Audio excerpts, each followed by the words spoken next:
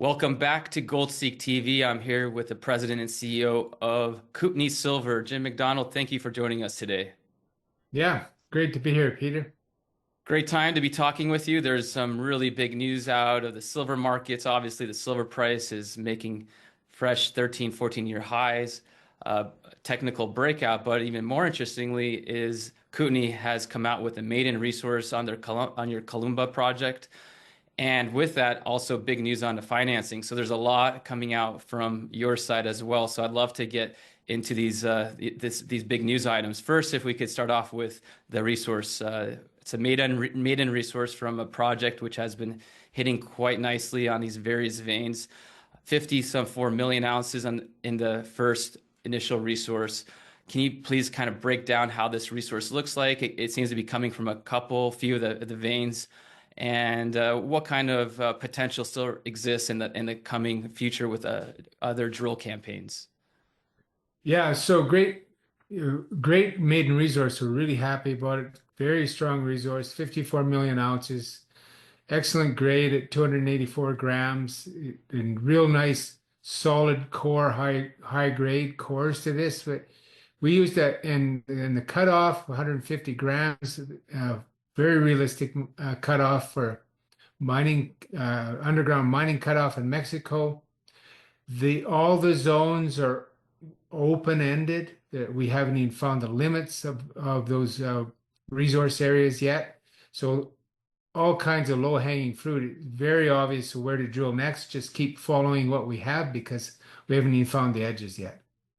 So the richest part of this project so far appears to be the D vein, where the big primary chunk of this resource came from. So it looks like about half of the vein has been tested or so. How does that look like? That appears to be the main target here. Yeah, it'd be, or even less than half. We've got 1,200 meters of length strike on it so far. Uh, just over half of that has a good drill spacing. The other half is a little bit wide, so a little more density will pull some more ounces in. And then we've drilled about a vertical panel,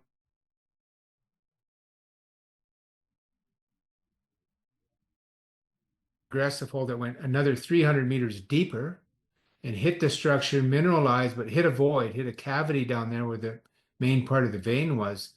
But it tells us the vein and structure is still there, over double the vertical extent that we've tested so far. Mhm. So all kinds of potential. It's still going.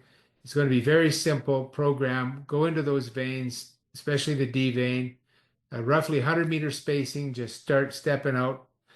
Keep expanding at 100 meters at a time along the entire length and the depth. So real great probabilities of very significant resource increase here with the next drilling program. And of course, now we're really well funded. Once we close this financing, we're really well funded and we can get going quite quickly. Yeah, so this is a significant financing. In the past, obviously, the silver sector has been difficult to attract capital, and suddenly it seems like there's real renown. There's incoming capital. There's interest in various projects. So Kootenay is seeing that interest. So with this financing that's expected to close, the company's going to have looks like maybe with overallotment, maybe 20 million or so.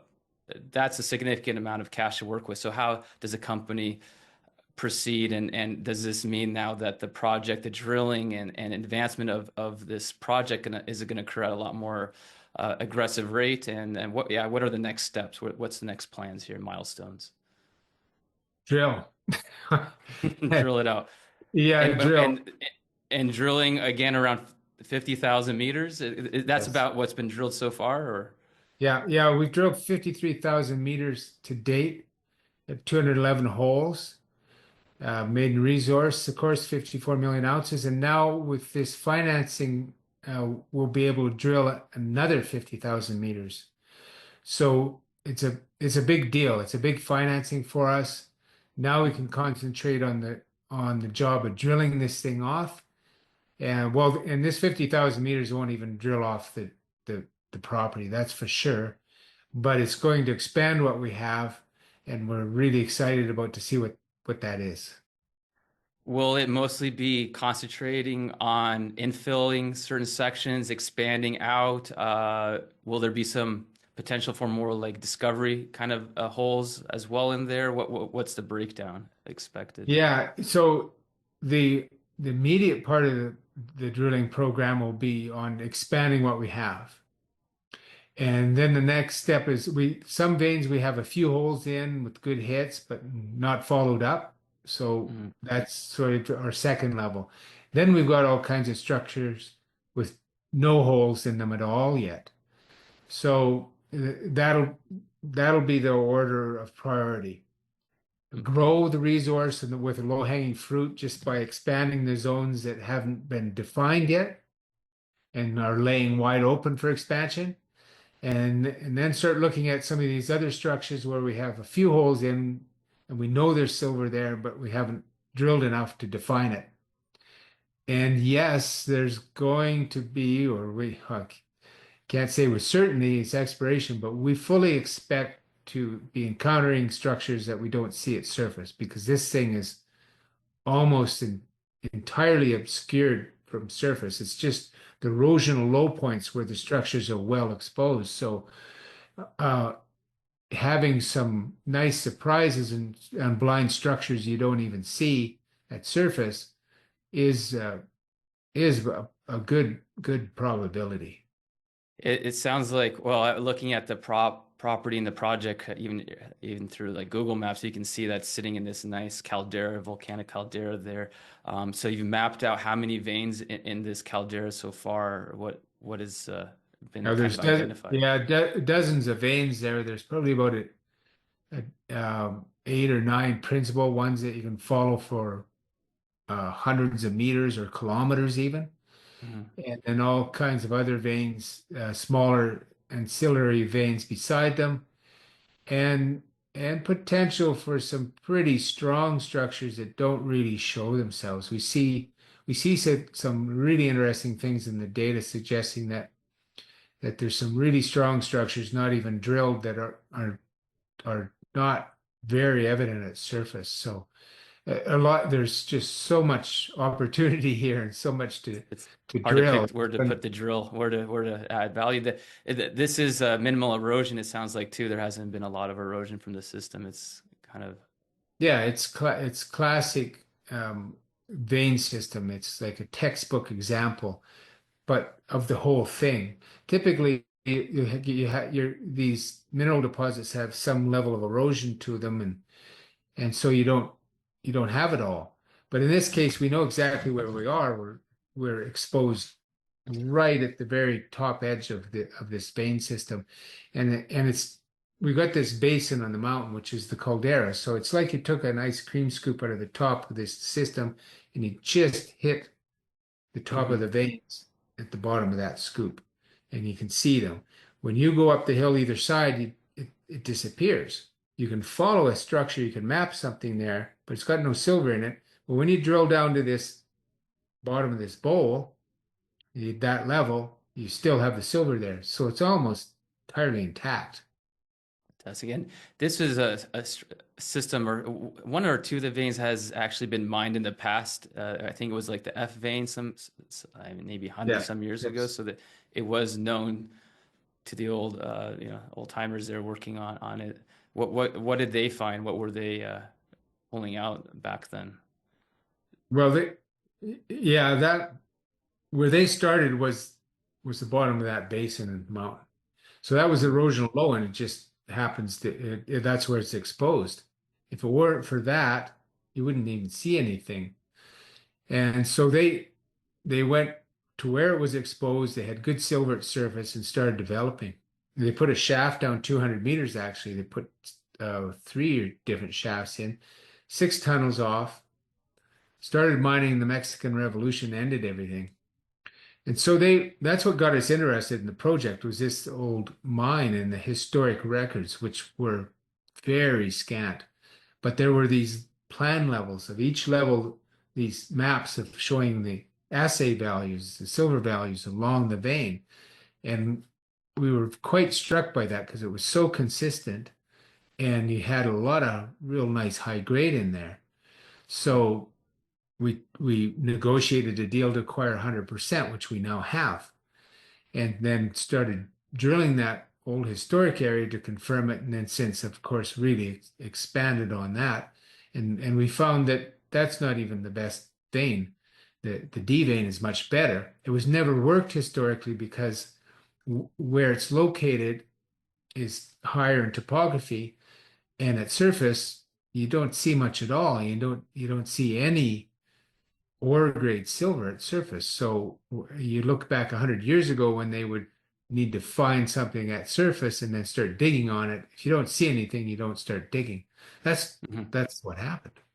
Yeah, I heard a lot of those stories. They follow a vein and then it ends and they just stop mining. So they didn't look around, and there's obviously a lot to look around at this Yeah. project. So this is a project I know you've been working on for many years and consolidating, getting access to the project and so on. So this is a culmination of a lot of effort and time. If you could give us a little bit of a background how this project came about, and now I believe it's 100% owned by Kootenay, correct? Yeah. Yes, it is. So it came about when Gustavo Gallego, one of our chief geologic engineer, he's been working for us for 10 years. He was in the mines office in Ciudad de Chihuahua, and he ran into a miner there, uh, a private guy who has a project north of us about 50 kilometers, and he's doing his own production there on this project. And he had this other set of concessions that he started talking to Gustavo about. It was Columba. He said, "Well, I've got this. I've had it for a few years. It came available in a lottery. I won it, and looking to do a deal." So Gustavo went and visited the project. That was in late 2018, and I think in December, I think. They came back really excited, said, "This looks great. The historic records are showing really consistent silver, high grade, some good exposures at surface there, this vein. There's some other veins." And so we went back again in January, immediately in January, we went back and visited again. Then we started negotiating, and it took, well, what was the time frame? Yeah, that was early in 2018. Then it took till late in November 2018, then when we finally negotiated the deal and signed it. Then 2019 started drilling. So good And timing with the silver price to get in there. yeah, And we got a little bump in 2020 in the silver market, but it was really tough to finance it, very hard. yeah, And we had to put a lot of money into payments as opposed to the ground, but we had to do enough drilling to know whether we should be making those payments, and it all turned out great. yes, Yeah, it was good in retrospect to see you work through the difficult times and advance it, because now the silver price is waking up. It's actually looking quite interesting now with a company for like Kootenay who sits on hundreds of millions of ounces of silver. Because this is not your only project. I believe you have four total in Mexico, which yes. combined before this resource was near 225 million ounces plus inferred. So with this, it looks like you're well over 300 million ounces with measured, indicated, and inferred resources now. What's the total resource look like? Yeah, it is. There's 214 measured indicated silver equivalent, and now we had just shy of 55 million inferred, and we just added another 54 with this new Hmm. resource. And this is the best discovery to date because of the grades we're seeing. When you look at it a little bit, we used a very reasonable cutoff at 150 grams, and we got 54 million ounces above that cutoff. When you raise that cutoff to 250 grams, we still have 34 million ounces of almost Wow. 400 grams. So incredible. And the widths are really good. So on average of all the veins put together, it's an average of 5 to 6 meters. That's a great Very average because it true. really Yeah. impacts potential economics. Your mining costs are so much lower when your veins are wider. Yeah, you don't have all that waste ore to deal with, and so looking down the road over the say next 2 3 years, you go do the next drill campaign, continue to successfully expand, add ounces. It's not too hard from my perspective to see a path to 100 million plus ounces on this project. At what point you say, okay, this is starting to look like a quite interesting project to put some economics more to it, put a pre-feasibility or pre-PEA on it. At what point do you look at doing something like that? What's the path forward? Well, you grow that resource big enough to justify that. So you're making that judgment as you go along, and a lot of things impact that. Uh, the vein widths impact that because that is all goes into cost. So Hmm. what's the cost of mining going to be on the kind of deposit that you have? What's the infrastructure like? How much capital build do you require? What's your recoveries? The width of those veins is very important, and the grade, of course, is very important. So you combine all that and you put that into you can put that into sort of a desktop financial model, and that helps tell you, well, with what you're seeing and what you're getting, maybe you need 75 million ounces to make it look like you could have a reserve and a mineable reserve. Then you just get some sense of where that is. General rule of thumb, what people like to see is 100 million ounces. And that's because 100 million ounces, your capital bill gets spread across more ounces. So the Hmm. cost per ounce is lower for the capital build. That's the important thing. But Hmm. when it comes right down to it, what you're looking at is economics. You could look at Las Chispas mine, for example, in Mexico. They had a resource just sold, Coeur bought it out. They had a resource of 140 million ounces, but the reserve was 75. So, Wow. your mine is actually on 75 million. The resource shows you what the future might be and the potential, for longevity of the mine. And so, some mines that aren't that big can be very profitable, and some that are really big can be relatively unprofitable. All these things go into it. But what we're Yeah. looking at here is grade and width. We've got potential, real great potential for good margins here. We certainly have the potential for the size of what we need.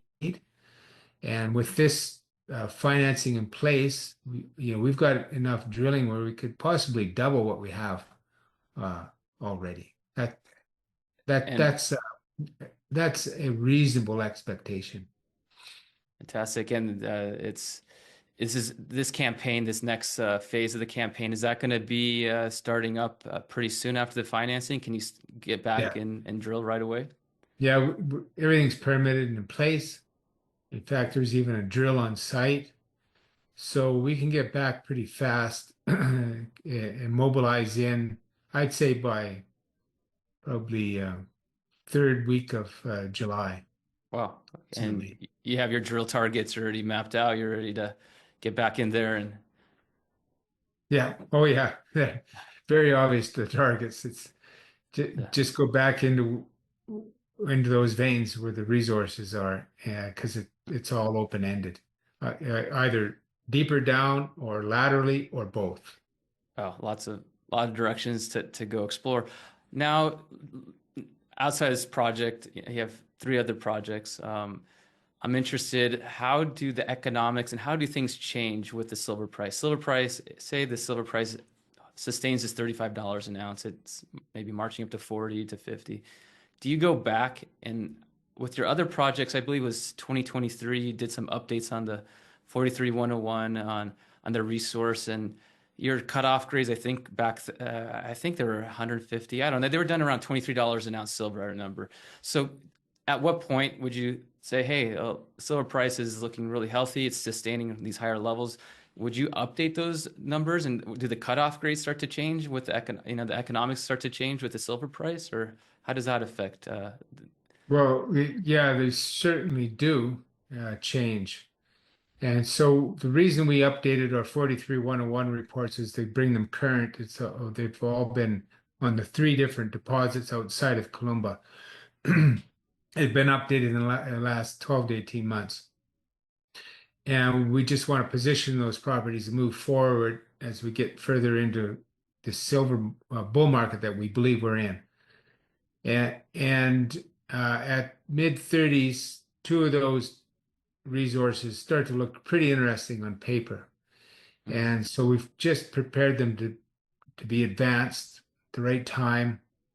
The next steps for two of them would be you could pretty rapidly get them into a PA, maybe a little bit of drilling first, and more metallurgical work. And then you could do a PA. So with relatively little money on the two of them, you could get to PA stage. So we've just prepared everything for that. But our money and the raise that we're doing here is going into Columba and expanding on that resource, building the resource, get the resource update done, and then figure out and then evaluate that and push Columba into a PA. So that's the real focus. But That's those the other focus. projects are getting very, very interesting in the background with the silver price, and we'll do something with those. Yeah, but not yet. Well, the silver market, obviously, it's changing quickly here. I'm interested to hear back from what you're seeing. Silver, it's been stuck no one's really been interested in silver for a long time. Gold's taken off, and even till recently, even at $30 silver, starting to look at healthy for some of these projects. But the investor just starting to kind of wake up. So obviously, with this financing, you've had a lot of interest. It got upsized. So you must be seeing more interest from investors, institutional, retail. What's the sense right now in the industry? Is more money really flowing into here, or is it just on select projects, or what's happening? Oh, yeah, we're finally seeing the silver price break out of it's been range bound, and we think it's in the next leg of the bull market. You've seen this building for some time, interest in the market for silver. It's been building over the last, especially about the last 6 months, I'd say, 6 or 7 months. More and more people becoming interested. Some generalist people, not resource investors, getting interested, looking for what they think the next big move is going to be. And curiously, they're through their own research and independent research are coming over to silver. And so we're just beginning to see that. And a few big things have happened in the last 2 weeks with silver producers. So what always happens when the market turns in the metals, it's the producing companies that benefit first and get going. Then resource companies like us, and then finally the explorers and it's just starting to trickle into the resource end. And we've seen a number of bought deals go up in the silver space and some really big fund money from the major funds in the US and Europe, generalist funds moving into the producer names. You look there, there's a producer in Morocco put up over $100 million bought deal. And Yeah, I those were saw the high up. big funds going into that, really big funds. You haven't seen that maybe 10 years.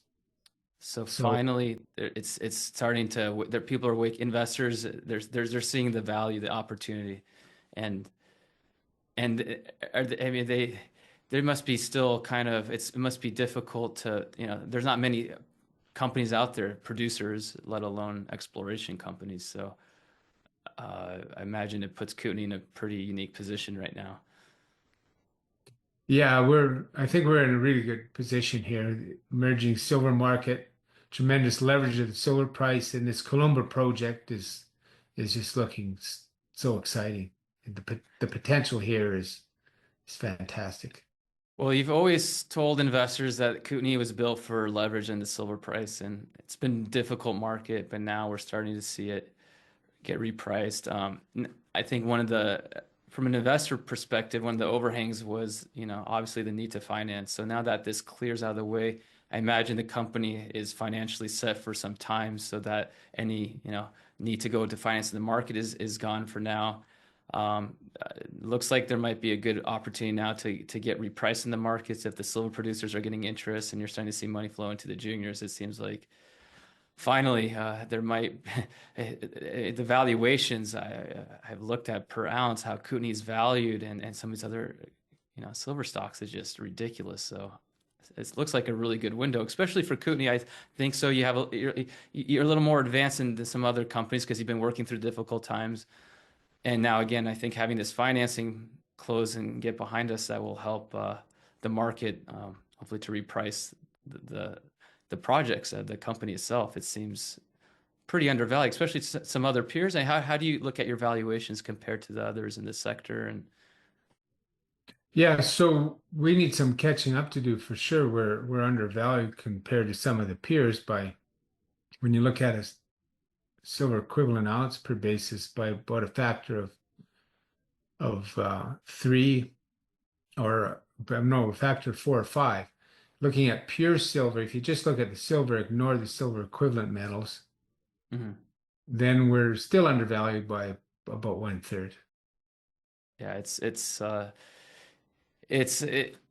it's not been easy in the exploration side. The silver stocks, the retail investor has been quite dormant, and it's finally starting to kind of revive. So it's an interesting period ahead as a silver investor for quite a few decades now. There 3 decades I've been investing in silver, and I've seen a couple of these cycles, but I'm just shocked at how long it's taken for even on the gold side for the Western investor to wake up and recognize what's happening with these very good margins for the miners, gold miners. And now the silver miners are starting to see really nice margins. Does this result in more consolidation? Do you think there's going to be some waves of M&A coming in, especially in the silver side? Or, what there's not that many companies out there, but I would imagine there might be some interest in consolidation. Or does Kootenay see other opportunities out there as well to maybe pick up some other struggling silver producer, or not producer, or some companies, some nice projects? Well, yeah, well, certainly increasing silver price is going to does a couple things. The miners are every dollar up in the silver price goes right to the profit line because the cost isn't changing right now. So they're starting to make a lot of money, and they're not going to need to deploy that money, and they're going to need to replace their depleting reserves and Hmm. resources. So they're going to come down the food chain at people like us. That's that's what happens. Yeah, And so it's yeah, we're in a great position to take advantage of that. Regarding opportunities for us, other opportunities, we're always on the lookout for new projects, and we've got our team is always looking at new things, new opportunity. That's quite constant. mhm. And so we're and our Mexican team is just excellent. And just an excellent team. Can't say enough about the quality of the team we have down in Mexico doing this and running the project. And so they're well known now. They've got a great reputation. They're trusted. And so that even creates more opportunity of people coming in with projects to look at. So we're always looking for that opportunity. But luckily we got this great flagship discovery, Yeah, really focused on that and on getting it to the next stage. excellent. Now, I guess kind of last question I think would help some people out there who are a little concerned about with all the trade wars going on and the conflict between the US and Canada, Mexico. There's been some harsh talk. I think Mexico has been overlooked a little bit. There's been a change politically there in the last several months. It seems like things are getting a lot more favorable. So, what is the what is happening in Mexico now with the new administration? Is mining seems to be back in a more favorable position, and it's getting a little more certainty and investments coming back in. What's yeah? Just give us some insights. It'd be helpful to understand more what's Yeah, taking place. so new administration, it's the same party, but new it's a new president, and a very significant shift to the positive side and in the attitude towards the mining industry.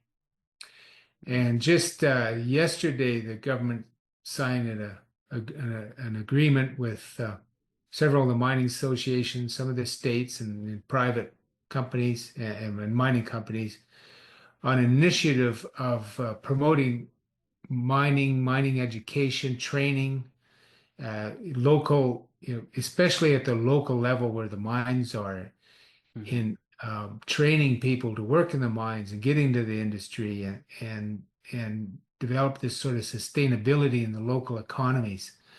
So, as an example, another thing that was done several months ago was that they increased the amount of capital you could write off against the project in the first year, in year one, up to 56%. So that, I mean, that makes a Mhm. big difference on Wow. your taxable income, right?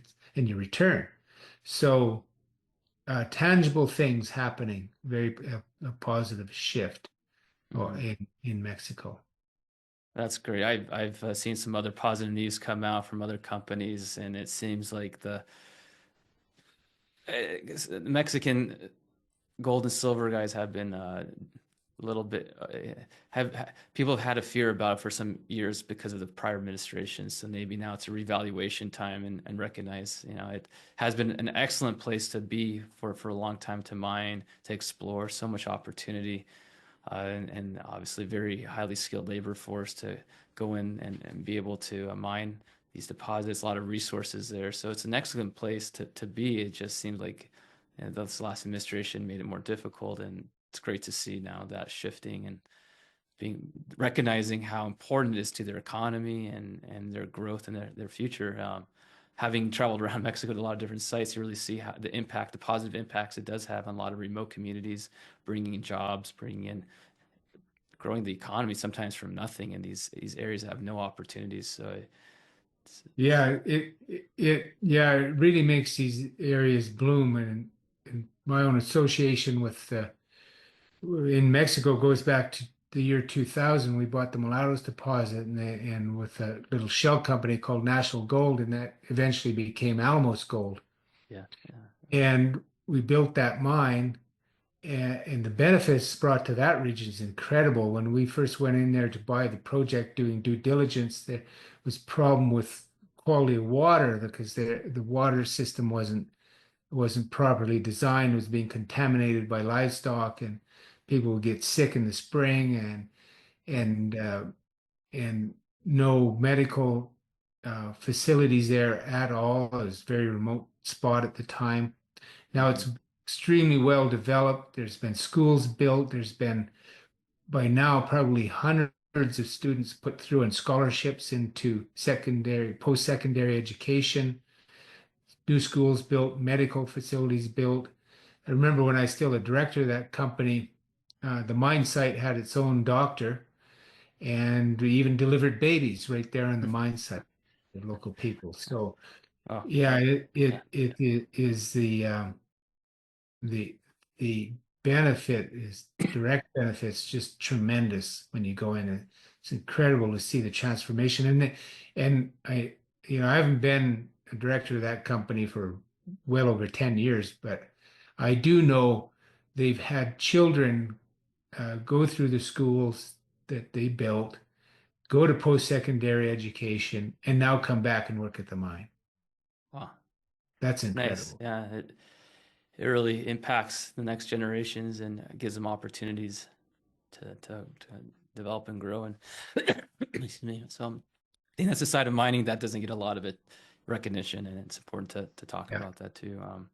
But on that note, I think we can look forward and see how the coming period goes, and follow up in the coming months to see how the drilling gets going at Columba and how Kootenay now reacts to all this positive news, and hopefully with a sustained positive silver price now helping out to help the sector and the investors out there. So we'll look forward to the upcoming drilling, which sounds like is not too far away, and I would imagine that's going to result in lots of drill news in the coming quarters from this campaign, and now there are a lot of exciting milestones coming. So looking forward to following up with you, Jim, in the coming months. And thank you for Yeah. your time and giving us an update. We're looking forward to it too.